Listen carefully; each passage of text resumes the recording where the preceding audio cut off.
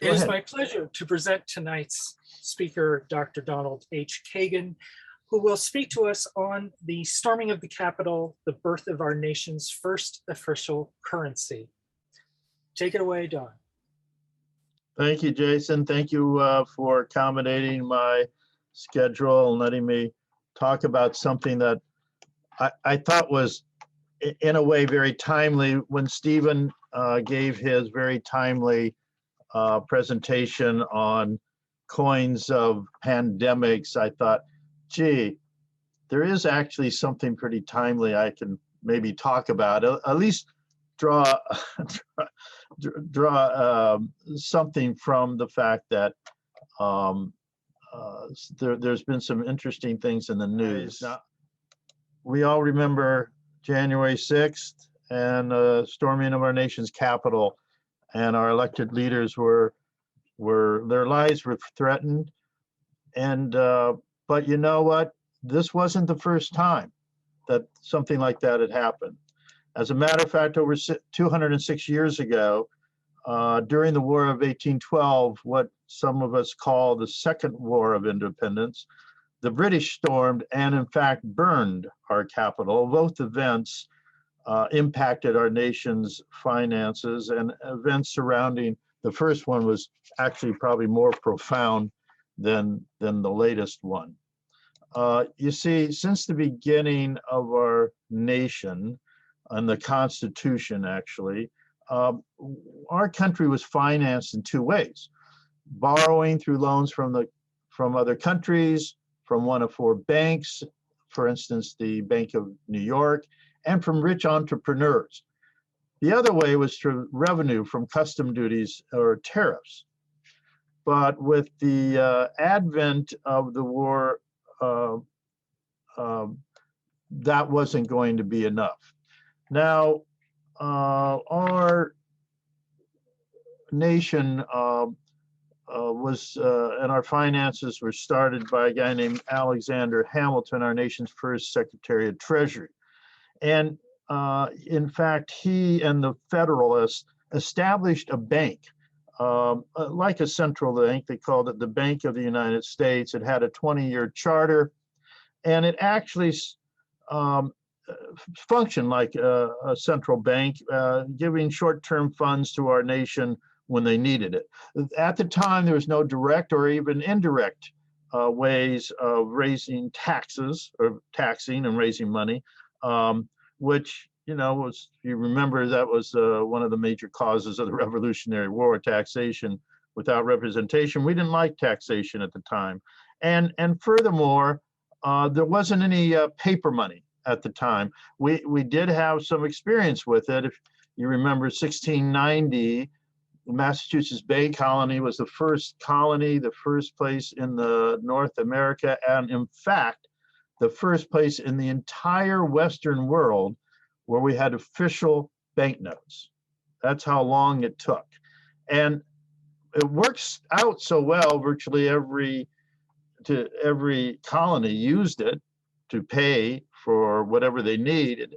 But when the war started, the Revolutionary War, we ramped up the presses, and especially during the years of 1775 to 79, they issued so many notes that they almost became worthless. They depreciated so much. As a matter of fact, during the campaign of Valley Forge, they took a number of these notes, these continentals, and they mended them together to create leggings.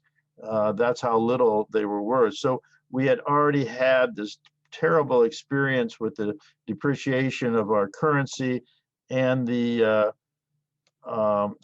many people, including the Republicans of Thomas Jefferson and his successor, James Madison, pursued a hard metal policy without wanting any paper currency to finance our country.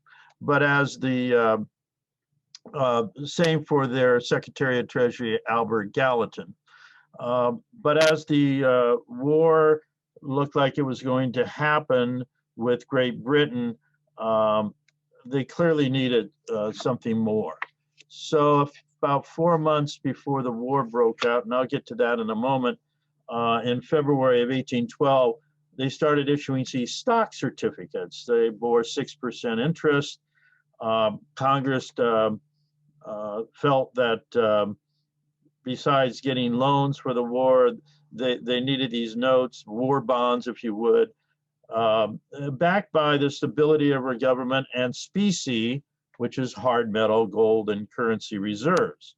But as the crisis got worse, and these notes and the loans were increasingly discounted, and things went worse, and they needed something more. Now, the causes of the war, there was basically one major cause.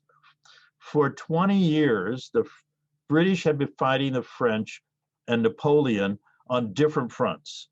And for the last 10 years prior to this, the British were boarding the merchant marine ships of the United States and impressing the men, almost as many as 10,000 men, and forcing them to fight against the French. They also were blockading, I think we can, does this work? Yeah.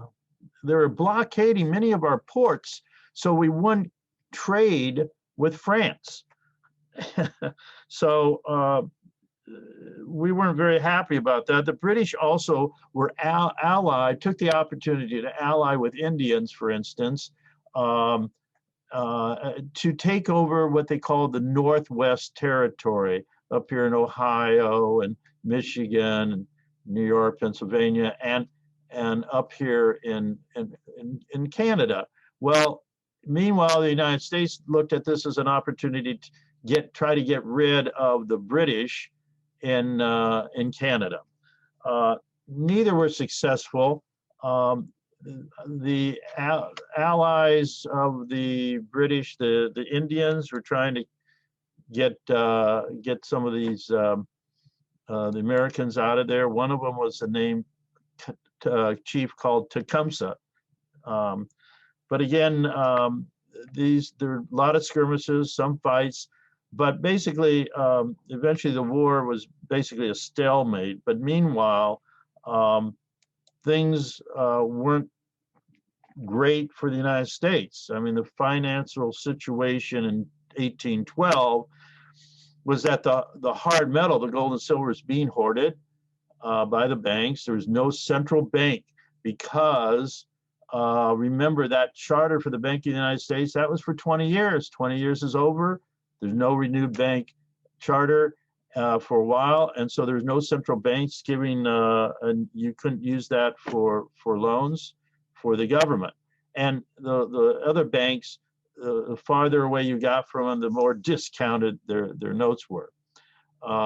Long-term debts, these war bonds, were not being subscribed or purchased by the usual New England entrepreneurs because the New England was against the war. Their biggest trader was Great Britain, so they didn't even want to be part of this war. And other buyers who did buy them severely discounted the notes, and doubling the tariffs, that just wasn't enough.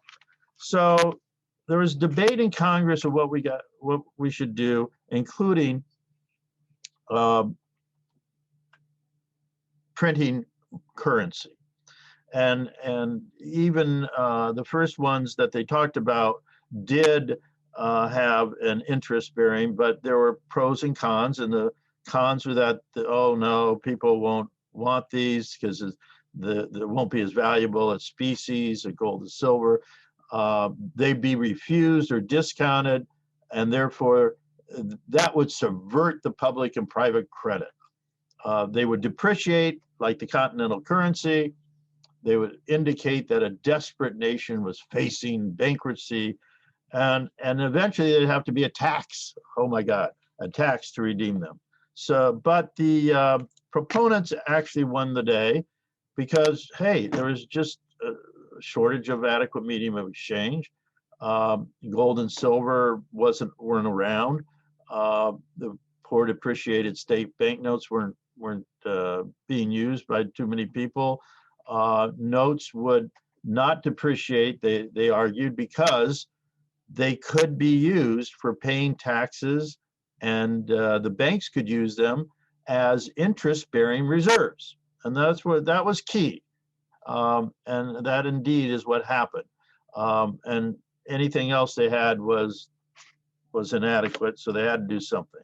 So in June 30th, they had the first of 5 provisions to issue these notes. The first one was for $5 million, the $100 and $1,000 notes. They were redeemable in 1 year, and they bore interest at 5.4%, which is 1.5 cents a day per $100. They were transferable by endorsement, receivable for taxes and duties, and they could be used as interest-bearing reserves by the banks. They were signed by designees of the president and countersigned by either the commissioner of loans and later the register of the Treasury. They were sold by commissioned agents of the Treasury Secretary in the major urban areas like Boston, New York, Baltimore, Philly, and Washington, D.C. They were usually printed on 2 subject sheets on blue and red silk fibers, watermark paper and they're all by Murray, Draper, Fairman, and Company. And you're going to see a few of them. All but a few of the $100 notes were redeemed by 1814. So here's that $1,000 note, not really very creative, but it was adequate. The eagle, you see the cannon and the shield here, and the 100. Not a great deal of difference, just basically the denomination. So these bore interest. They lasted a year. Here is a very interesting uncut sheet, a unique uncut sheet of hundreds that still exists today. But it wasn't enough. The war wore on, and in February of the next year, they issued a second series, another $5 million to replace the first million. 2-year redemption on these, same provisions as before, 5.4%. None of these notes, even as remainders, are known. Well, there was difficulty in floating the notes, and the war was going badly. By March of 1813, there was a fear that the British were going to beat the French and then take all their resources and come to the United States and defeat us, and we wouldn't be a country again, an independent country. So our credit was weakening. The war loan policy was hopelessly inadequate. New loans, even at 6%, were either heavily discounted, or in the case of New England, anti-war proponents not only wouldn't accept them, but advertisements for the war bonds had to offer anonymity to the buyers and subscribers in fear of reprisals. But elsewhere, some people did buy them up, severely discounted, like this guy.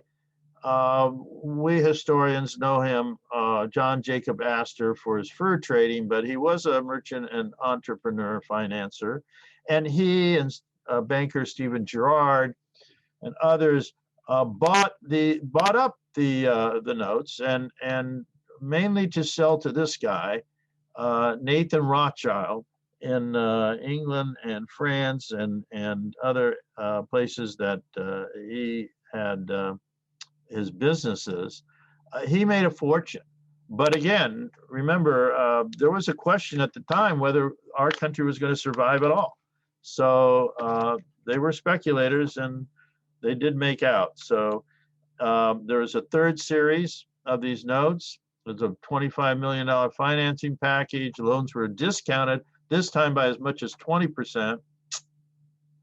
They were issued 1,000, 100, and this time $20 notes. Again, interest rate 5.4%. Only the $100 notes of the third series issue are known today. Here's one of them. Again, not very interesting. This one is numbered. It is signed with the two signatures here by the designates of the president, but they weren't countersigned. So it's a two signature remainder because it was never hit the marketplace because it was not countersigned. Well, Mr. Gallatin, you know, he kept his own party wasn't listening to him. He wanted them to print some money, even lower denominations, to circulate as currency. He wanted his party, the Republicans, to recharter the Bank of the United States, and they refused to do it. He was so frustrated that he, quote, took an absence, a diplomatic absence. And interesting enough, Gallatin did take a diplomatic absence. He left the Treasury in disarray to be followed by this guy, Alexander Dallas, but he actually helped negotiate the Treaty of Ghent, which was the peace treaty between the United States and Great Britain a year later. Meanwhile, Congress, you know, they tried to issue long-term debts. They did as best they could, and then they'd issue these more Treasury notes. They even had debates in Congress about instituting internal tax. Oh my gosh. So, and this was in May of 1813, but it didn't get passed. As a matter of fact, there was no infrastructure, even if they passed it, to collect the taxes. It wasn't for another 100 years, a century, before we had our Internal Revenue Service. So meanwhile, Gallatin left, situation was critical. Alexander Dallas takes over, and he reluctantly says, okay, you know, there's no adequate circulating medium. We got to do something.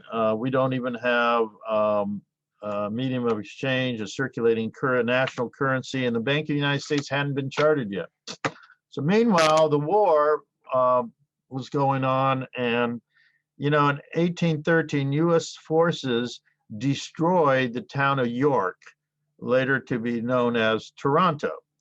Well, that was the capital of Upper Canada. Well, the British didn't appreciate that very much. And they decided, well, you're going to burn our capital. We're going to get yours. And sure enough, in August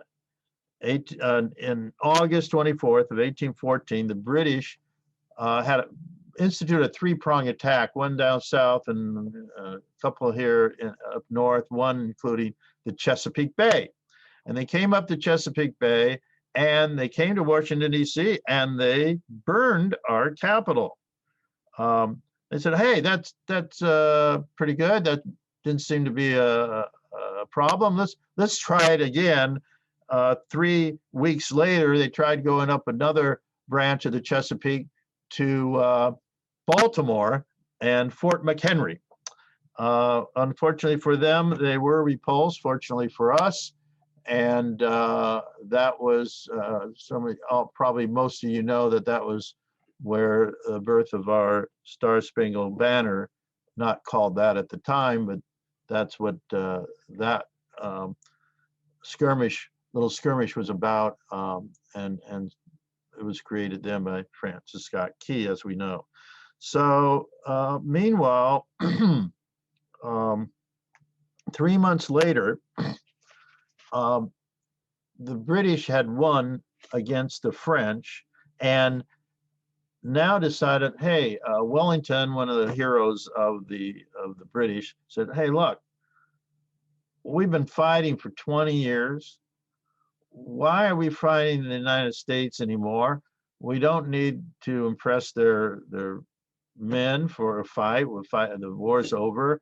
Let's just call it a day. And basically it was a draw, and sure enough, everybody agreed, okay, never mind. War's over.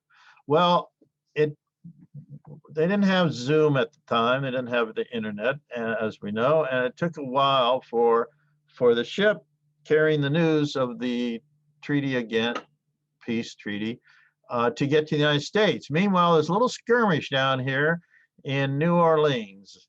And some of us will remember the song in 1814, we took a little trip down, along with Colonel Jackson down the 90 Mississippi. Well, Colonel Jackson defeated the British in the town of New Orleans, and this all taking place after the war was over, but it certainly helped Mr. Jackson, who's currently on our currency, to become president several years later. But meanwhile, even though the war was over, we still had to pay all the arrears for financing the war, right? So we had a fourth issue of Treasury notes in December 26th to pay for some of these arrears, and they authorized $10.5 million worth of notes. They issued 8.3 million. This time they had 20, 50, $100 bills, but no 50s were ever made. Same provision as previously. And now the result's a little better, but they still were not adequate. Guess what? This $100 note looks pretty much like all the other ones, right? So but nevertheless, these circulated. These did not, because again, these are remainders, because they weren't signed here and triple signature, but they made proofs. You can see these 9 holes, proofs, never intended, just many of us know what proof currency is, and these were some of these still exist today, interesting enough. Here's one that wasn't obviously approved but signed. Meanwhile, there's still agitation for, a circulating currency. And this guy, Mr. Epps, who was the United States representative senator, he was chairman, later a senator from Virginia, but he was chairman of the House Ways and Means Committee. And he was the one that came up with an idea of a circulating currency. He said, look, we make them less than $100 a note, but don't give interest, but allow people to use it to pay all of their bills. This will really help create a currency. And by God, we need one. Secretary Dallas agreed reluctantly. And also, by the way, many states by this time had suspended specie payments for paying out gold and silver for debts. There was no national bank again, dubious state banks. So, there is talk also about, again, chartering the second bank in the United States, and it happened soon later, but for the time, they needed one last issue, and that's the key issue for our presentation tonight. And February 24th, 1815, the final issue of these Treasury notes were authorized, 25 million. 5 million were the $100 notes, again, with the 5.4% interest, which were used mainly by the banks as interest-bearing reserves. But 3.4 million of it, of $3 to $50 notes, were issued without interest. Here's that $100 note, but the small size note had new provisions: payable to the bearer, transfer by delivery, sure, receivable for public lands and taxes, backed by internal land tax revenues, fundable in stock, 7% stock, redeemable in specie after 6 months' notice by the government, and therefore became the first national circulating currency. Now, it was never accorded legal tender status, meaning that everybody had to take it, but most everybody did anyway, because there was a need for it.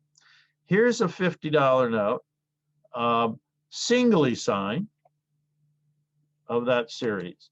Here's a 20, and you can see the fibers here, the red and blue fibers. Here's a 10. Now, notice the up here, it says receivable everywhere by the United States in payment for duties, taxes, and public lands. That's what made these the first circulating currency. And that's why they put it on there, although that was one of the series. The other series did not have that on there, so probably came before. Here is a $5 note, and you see it's cross-canceled. Why, I don't know, because it was never signed in the first place, so don't know why they needed to cancel. And here's one that's as phony, as legal as a $3 bill had it been totally signed. But here's one, guess what? It's totally signed. This note for years was the only one that until 5-6 years ago was the only treasury notes of the War of 1812 that we know that actually exists today, that actually circulated, because it was countersigned by the Register of Treasury. Only one, until another one was found about 5 years ago. So here are the different types of notes. The proofs, we saw some, they were never intended to circulate. There's one of them you've seen before. Here's an uncut sheet, which I'm sorry to say, a auction house just decided to cut them up for the consignor. Yes, indeed, there was a few uncut sheets the consignor gave to a small company in Dallas, and they decided to cut them up and sell them individually. So that does no longer exist. That's what it looked like. At least we have this. And here's a proof 20. That's much rarer. And this is probably a proof. This is a $3 piece. Probably used for detecting counterfeits. Then you have the unsigned remainders. No signature at all. 20. Here's a 5. We've seen that. Then we have the singly signed remainders. There's this one signature. Didn't get to the second guy. Double signed remainders. This did get to, and this one is cross-canceled, not only here, but you'll see it here too. So this is 100, which wasn't, which bore interest, but this is doubly signed. Here's a 10 that's doubly signed, and finally we have the 50 that's triple signature again, but all 50s that are triple signatures have been hold canceled. So none of those, they weren't, unlike the $3 bill I showed you that was countersigned, these are all been canceled. There's that $3 bill, again, the only one known. But as much as this was a success, they had this aversion or thought that, hey, this is not good for us. It's an embarrassment to the fiscal operation of our government. Imagine 100 years ago thinking this was printing money was an embarrassment to our fiscal operations. It also was saying, okay, our U.S. credit was being restored because, the war's over, so we can get loans without them having to be discounted. And by now, it's 1816, they did indeed recharter or renewed a second charter of the Bank of the United States for another 20 years until Mr. Jackson made sure that was the last time it would be chartered. But that's a story that somebody else can tell in the future. And of course, they rescinded repealed the authorization for Treasury notes. Today, of all these notes, all the remainders, etc., of the first 4 series, there's only 34 that we know of. That 5th series, the $100 notes, we know of 10 of those, and the small size notes that were made to circulate, There's 102 of those, of which 2 are were uncanceled, triple signatures.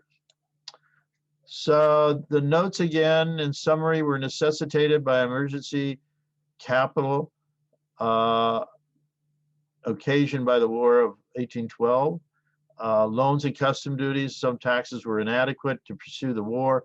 In spite of previous disastrous effort, Congress reluctantly authorized the circulating national currency, albeit without the obligation to citizens, as I mentioned before, to accept them, which would accord them the full legal tender status. They actually caused the expansion of our money supply and a corresponding rise in prices by acting as bank reserves. Hey, they were making money on it, and then they could loan out even more. So in that case, it was quite successful. Unlike today, the notes were not convertible into specie. They bore no interest. And since they were, however, payable in taxes, duties, usually, and universally accepted for goods, over 80% of them actually circulated. Their utility, the government's promise to redeem them by a certain date, prevented the massive depreciation and ultimately made them not only our nation's first circulating currency, but also its most successful. Here's that other second note that was just found 5 years ago. When I first was writing about this, 40 years ago, gee, was that long? We only knew of a picture of this illustrated in a 19th century book by a guy named Knox. There was an illustration of this, but we never knew about the note. And this is in the 1800s until like 5 years ago. And then it showed up at a coin show. How about that? So, well, thank you everyone for, again, your patience with me. Technology is not my strength. If you want to use that against me in voting this month, you're welcome to. But I know what I don't know. And but if you have any questions, I'll ask. If we have time, I'll answer any questions you have. So thank you again. Thank you, Don. Thank you, Don. That was very interesting. Does anybody have any questions? You need to unmute yourself to do that. I have one for Don. Were these notes heavily counterfeited or counterfeited at all? I mean, you mentioned something about a counterfeit detector. I know of no counterfeit notes. Well, there is one that I'm working with PMG, a new note, but we don't know for sure. But I don't know of any counterfeits. Thank you. Yeah, and Don, you can stop sharing your screen now. Just click on the same green button on the bottom. You are screen sharing. Stop sharing. There we go. There you go. Thank you. Sure. You would think Don, after doing thank you. I'm curious Don, as this to is what kind of Herb. price point these notes sell at today. Hi, Herb. Kind of a range. I'm sorry. I hear 2 questions. Herb, was you asking a question? Yes, are the notes a blank on the back? Yes, I'm sorry. I should show the blank back, but they're all are blank. I think Scott was the other question. Yeah, Don, what kind of price points do these notes sell for today? Just kind of a range. So they probably start about $1,500. Because they're like I said, there's like less than 150 of them. So even in lower condition, fine, good, fine, although many of them are XF and better, probably around $1,500 to $250,000 for probably the 2 triple signatures. Although one has brought has sold twice, one privately for in the 200s and one almost 200,000. Okay, thank you. Any other questions for Don? Well, then I repeat my thanks to you, Don, for a great presentation. I really enjoyed it. Thank I you. think everybody.